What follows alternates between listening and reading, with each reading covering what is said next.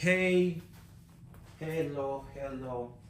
Welcome to the Zoe Life Science, and it's the Jean here. We are continuing with our series talking about chemical kinetics. So, what does the word kinetics mean? We've heard of kinetics. It's basically, we are looking about how the dynamics is some kind of a dynamic taking place during a chemical reaction. And under kinetics, we are going to look at reaction mechanism. Remember, the chapter on kinetics is all about studying reaction rates, but not only reaction rates, but also reaction mechanisms. And reaction mechanism is all about how the path that a reaction takes. Okay, let's try to see what really happens during a chemical reaction.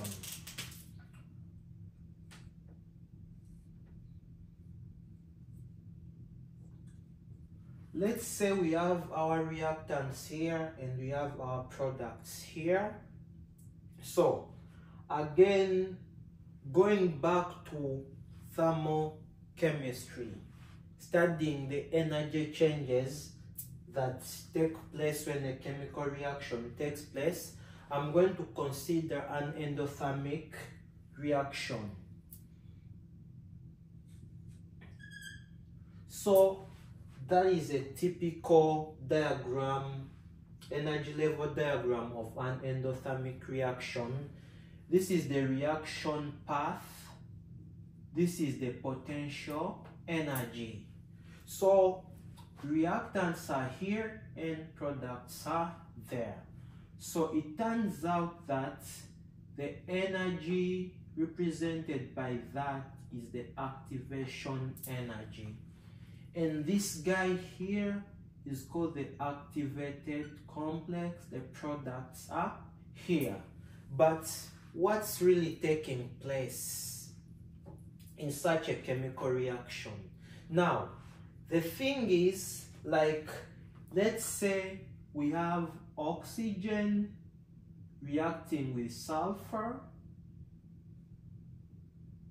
right, to form sulfur dioxide.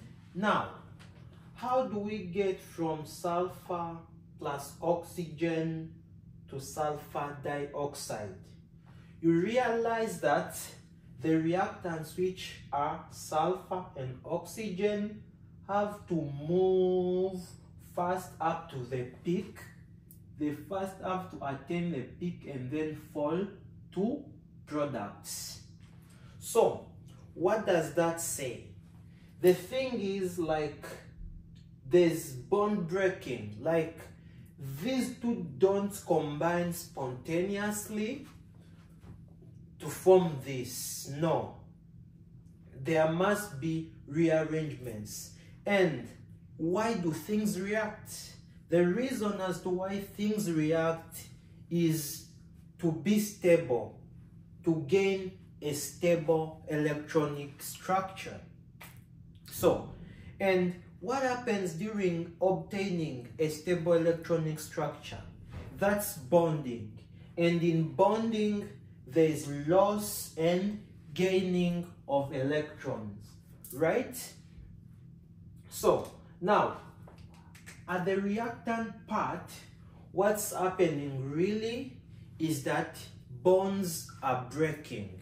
Bonds in these individual atoms, if you call them atoms or elements, bonds are breaking as new bonds are being formed in the products, right?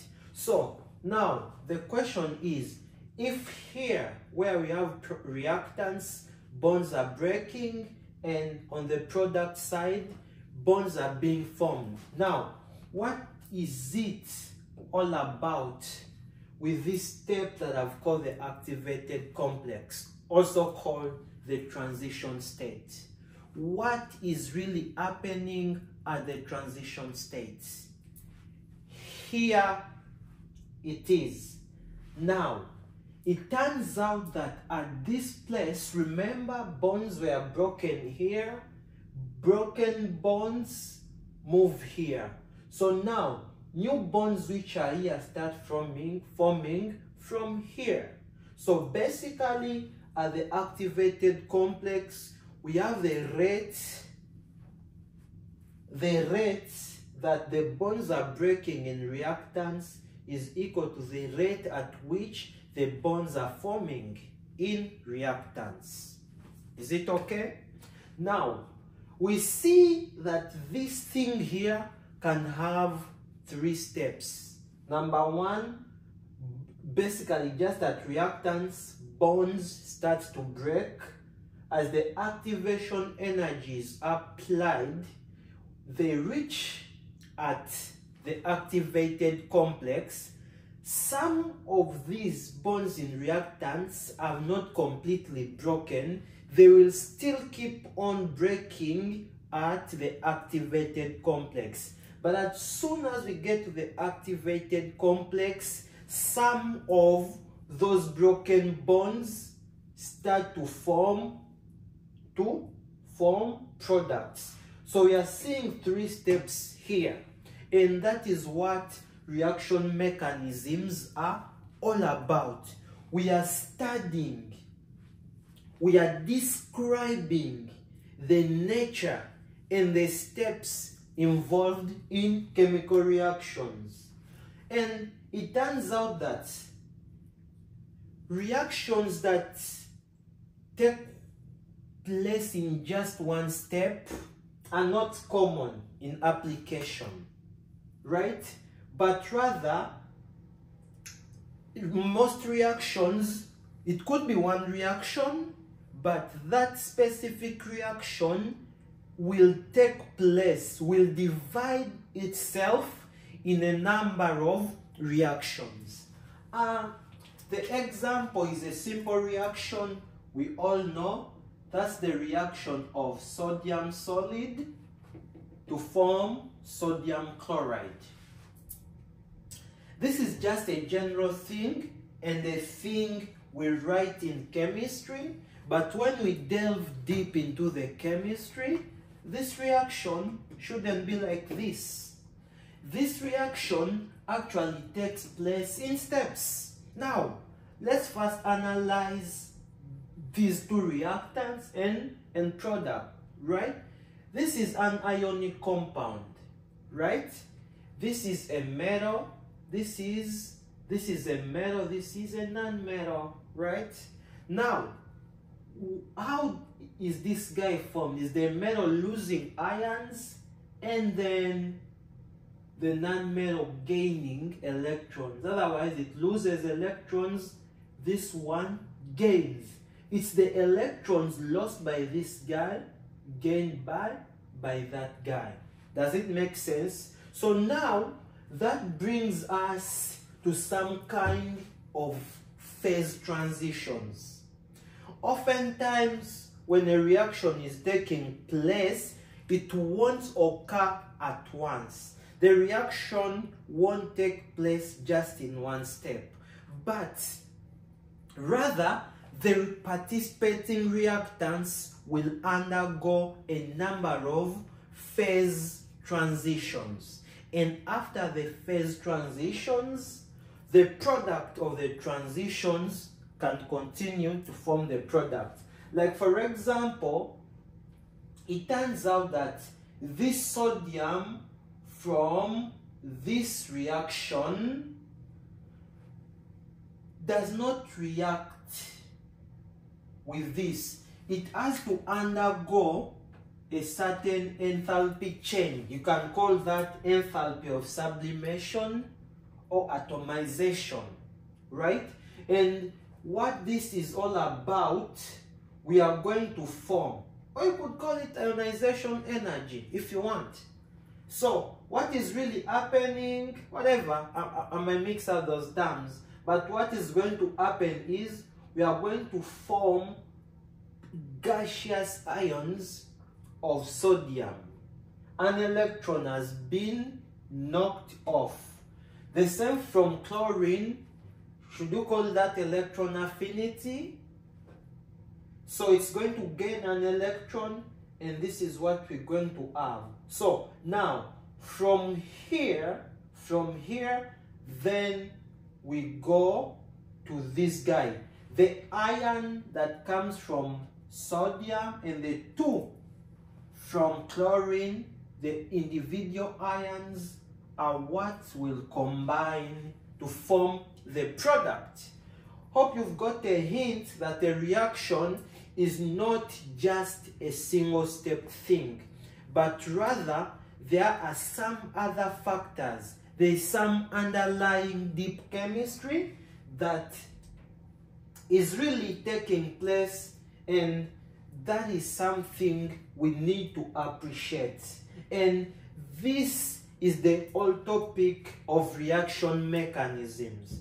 We are trying to look at those individual steps that do take place when a chemical reaction is taking place.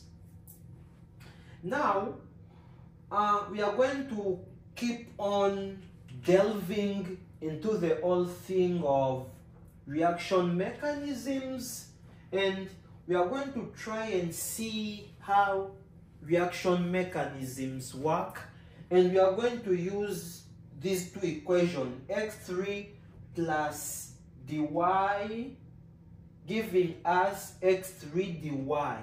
So you're seeing forward arrows and backward arrows for reaction 1. This simply means that this reaction is a reversible reaction. Reversible meaning that it has a forward and backward. And there are times such reactions can be in equilibrium.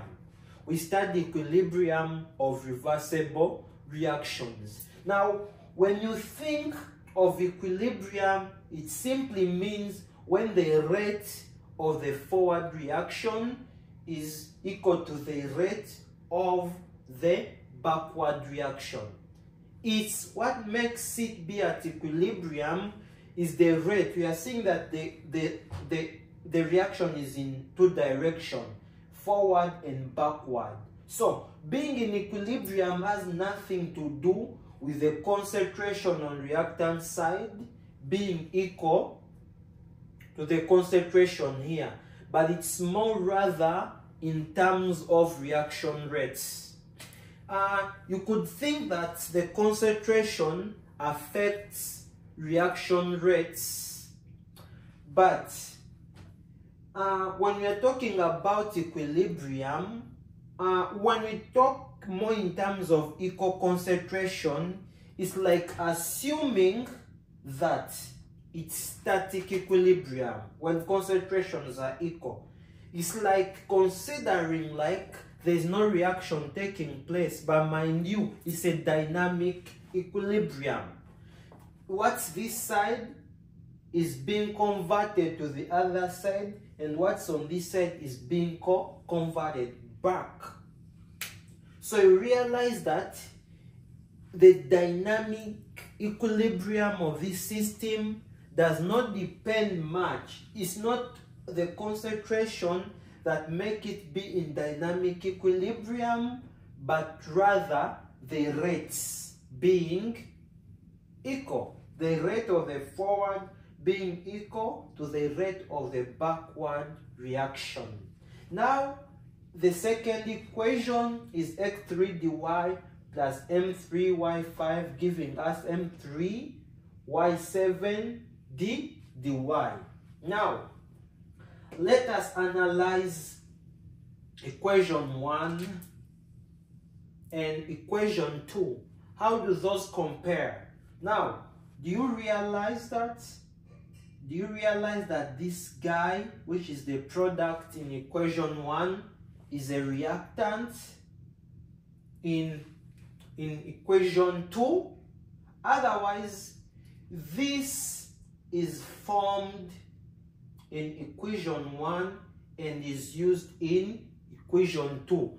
Going back to this guy here, after bonds have been broken, they go back to the activated complex, they form product, and what's here is an intermediate. Right? Now, you realize that in equation 1, you have dy as a reactant, but in equation 2, you have dy as your product. Do you see that? Now, before going any further, we have seen those few things. Now, let's try to add equation 1 and equation 2. Now, when you add 1 and 2, you realize that you'll have x3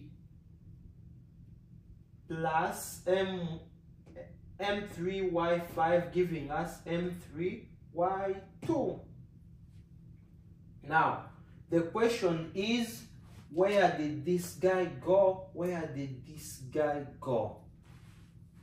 So, in most cases, you realize that since we are in reaction mechanisms, as we saw from this diagram, we see that at some point, something is formed here at the activated complex, but it's not here.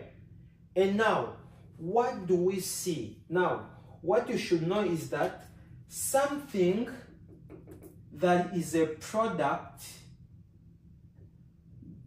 or I told you the activated complex is a product.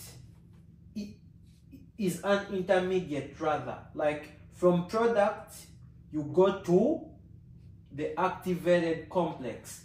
The activated complex is a product of reactants, but to form a product, you start from the activated complex going to products. I'll repeat, from reactants to here, when activation energy is supplied, you go to activated complex. Otherwise, an activated complex is a product of reactants. Now from the activated complex, you go to products. Otherwise, an activated complex is a reactants to the product, meaning that an intermediate is going to be formed in the first equation and starts as a reactant in the second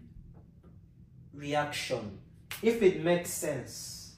So much as this guy was a product in the first step and a reactant in the second, is going to be our intermediate. Now, what of y dy? We saw that dy was a reactant in the first equation and a product in the second equation. In layman's language, you see that it was used during the reaction. It was used during the reaction. It's a multi-step reaction, but in the first step, it was used, it was put in, but in the last reaction, it is produced, it is brought back. Like, the system makes a mechanism that it uses it as one of its reactants, but after gets a way to bring it back. And that whole thing brings us to the idea of catalysts. We know that catalysts remain unchanged at the end of the reaction. They in some way or the other just speed up the rate of a reaction. And what do? Is lowering the activation energy of the system. Yes, so now we are going to bring in a few things regarding reaction mechanisms. We have said that in reaction mechanisms that a reaction is not just taking place in one step, but rather takes place is in a number of steps. Now, what we have to know is that these steps have orders. These steps have orders. There's the slow step and the fast step. Like step 1 could be faster than step 2, right?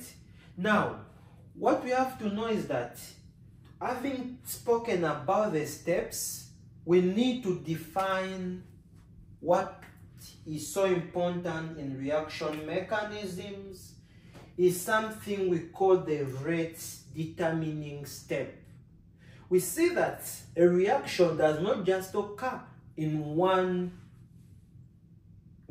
step, but rather a number of steps. So my question is, if the reaction takes place in a number of steps, what is really detecting the reaction? And that brings us to what we call the rate determining step. Now, let's say a reaction is taking place in 5 steps. 1, 2, 3, 4, 5. Now, what we should know is that not all these steps determine how fast the rate of a reaction will be. Not all of them. There'll only be one particular step that will dictate all the other steps. And that step is what is referred to as the rate determining step. And oftentimes, the rate determining step is the slowest step in the reaction. If you remember from introductory chemistry, you studied what we call the limiting reagent or limiting reactant. Let's say you're having a reaction between sodium hydroxide and hydrochloric acid. I don't know where I put my eraser, but I'll use this. You've got there. So let's say you have a reaction between sodium hydroxide. I'll write the ionic equations, and hydrochloric acid to form H2O, which is a liquid. Let's say you have 0.5 molar solution, 0.3 molar solutions. Now, you see that you have more of hydroxide ions and less of hydrogen ions. Now, in this case, this guy is the limiting reagent. It's in its smallest quantities. However much of OH ions you have, they won't determine how further the reaction can go. It's this guy that is in the smallest amount that will determine the reaction. Once the 0.3 molar solution is done, you're going to have a 0.2 molars remaining, but they are useless. You don't have more acid, and therefore what remains after does not affect the reaction rates. It's the same thing. you're having a reaction taking place in steps, but they'll always be the slowest one. And the slow step is what we call the rate determining step. So, for instance, if equation 1 from this example here, if for a reaction having 5 steps, if step 1 is the rate determining step, it means that the second to the 5th reactions or steps will not have effect on the reaction. But if step 2 is the rate determining step, anything before the rate determining step shall affect. So in this case, step 1 will affect the reaction. And if step 3 is the rate determining step, the steps before it, which is step 1 and step 2, will affect the reaction rate. And similarly, if step 4 is the rate determining step, the reaction rate will be affected by step 3, 2, and 1. And if step 5 is the rate determining step, it will be affected by the first step. That's all reaction mechanisms are all about. Just that we can bring in things like molecularity. We have had molecularity, which seems like a context of numbers. We are basically looking at how many things are participating in the reactions. If it's one rate determining step determined by one, it's called unimolecular. That's where things like SN1, SN2 come from. This is some cool organic chemistry. This is substitution nucleophilic unimolecular reaction, substitution nucleophilic by bimolecular. Rate determining step being governed or determined mostly by one guy, two guys. Now, so let's go back here. This was our equation 1. This was our equation 2. So let's assume that the equation 1, our equation 1 was the slow step. So of all these two, if the first one was the slow step and therefore the rate determining step, it is from this step that we write the rate law. So and the rate will be equal to the rate constant, concentration of this raised to the 1, concentration of this raised to the 1. These are reaction mechanisms. In the introduction of kinetics, we saw that these orders should be experimentally determined. But when we talk about reaction mechanisms where we use stoichiometric ratio, this guy, the rate law of the slow step should be equal to the overall, Because like, look here, this is the, anyways, I won't get into that, but that is it. Like from the rate law, we use the stoichiometric powers, but what happens like when you go to the overall and determine the orders experimentally, they have to come out. So now we see that the things I explained here, we see that if equation 1 is the slow step, meaning that the rate determining step, step 2 or equation 2 does not affect the rate, because we said anything that comes after the slow step or after the rate determining step does not affect our reaction rates. But now let's assume that this time round equation 2 this one is the rate determining step, or is the slow step.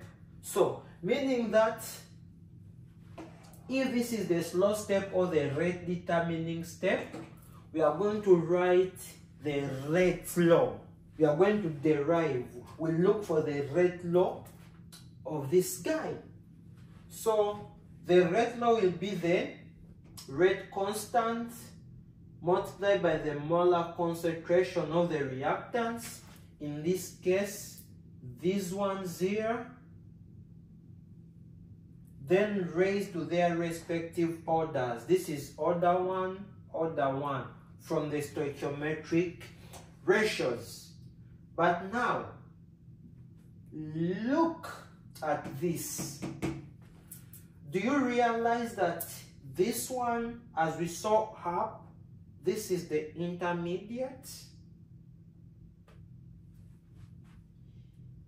It becomes somehow a pain in the arc. Because you see that intermediates don't exist by the time the reaction has completed, right? Intermediates are formed and eliminated. By the end of the reaction, you don't have an intermediate.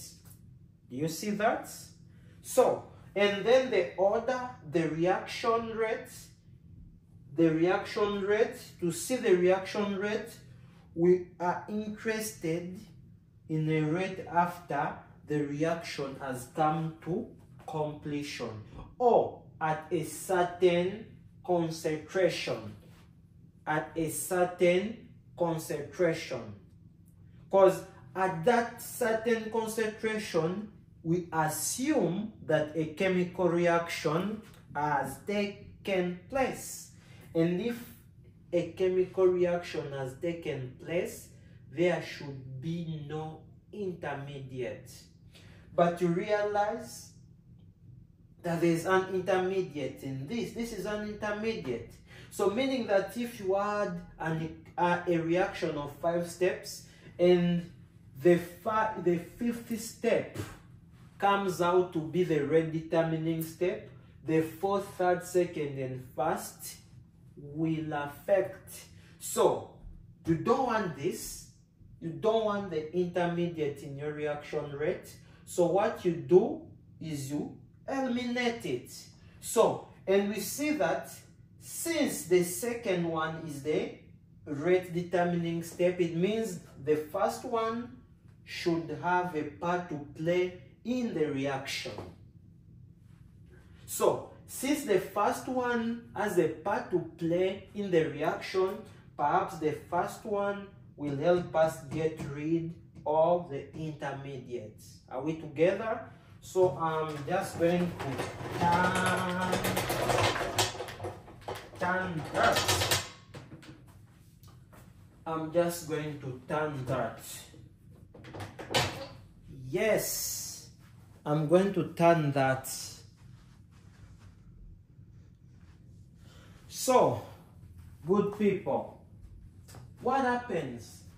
This is equation 1.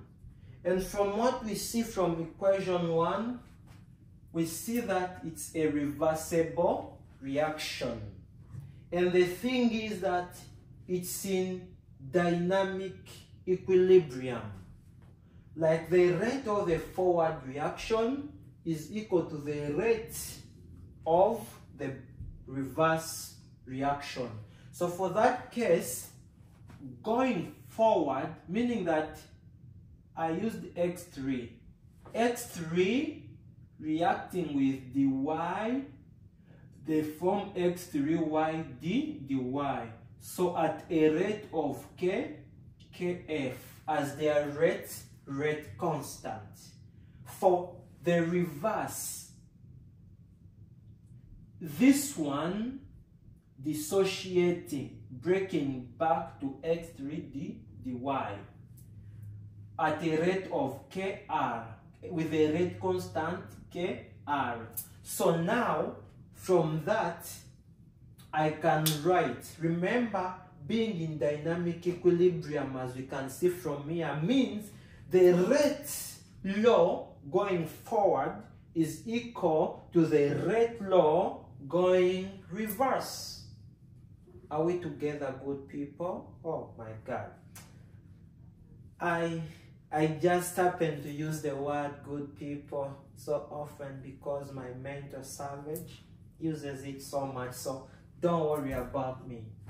Now, when we write the rate law forward, that's why you're seeing the F, it will be the rate constant going forward, which is this guy above, multiply concentration of the reactants raised to their orders. It's 1, 1. This time we are using stoichiometric ratios because I told you that at the end of the day, they should be equal to what we get when we do it experimentally.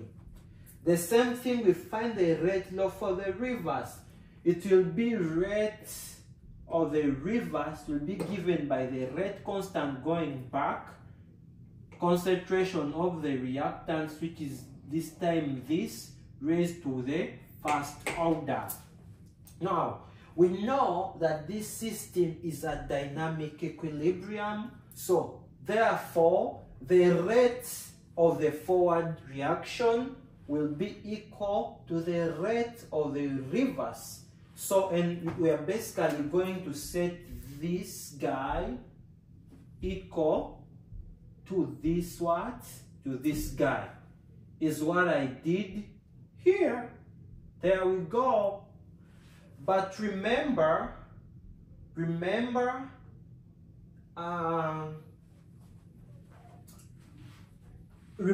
from the previous rate law we had written, the previous law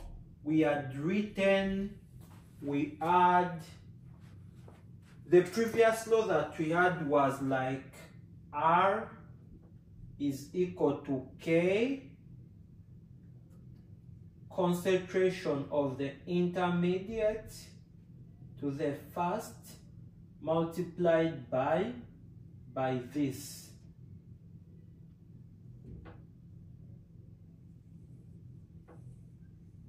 This is the rate law we had got using the second step as the rate determining step.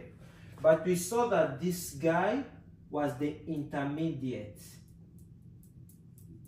So, this way, this guy was putting us into issues because we said that you cannot have an intermediate in your rate law. You need to get rid of it. So now, when we set the rates equal, this is what we get. But we realize that we are having the intermediate right here. So what you could do is that you could solve for the intermediate by dividing both sides by the KR. So by doing so, you get the intermediate raised to the first, giving us KF, rate constant forward, divided by rate constant reverse. It should be equal to this multiplied by this. And we know that a constant divided by a constant is a constant that I've called K prime, should be the same multiplied with the concentration.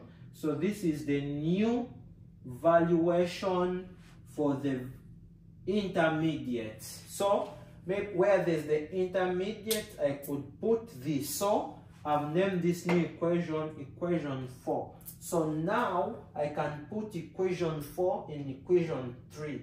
Equation 3 is this guy, is the rate expression we had got for the second step, which was complicated because it had the intermediate in there.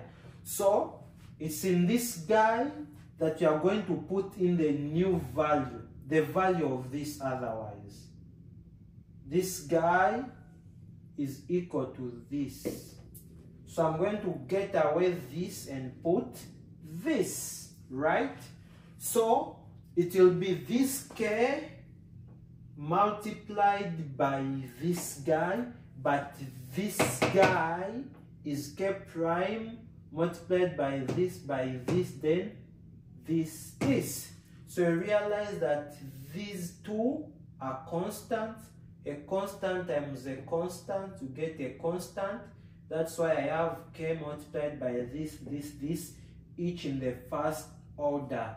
So the reaction will be first order in x3, first order in dy, first order in m3y5, and the overall order is third order. Yes, thank you guys for watching. For future videos, subscribe and hit the bell for notifications.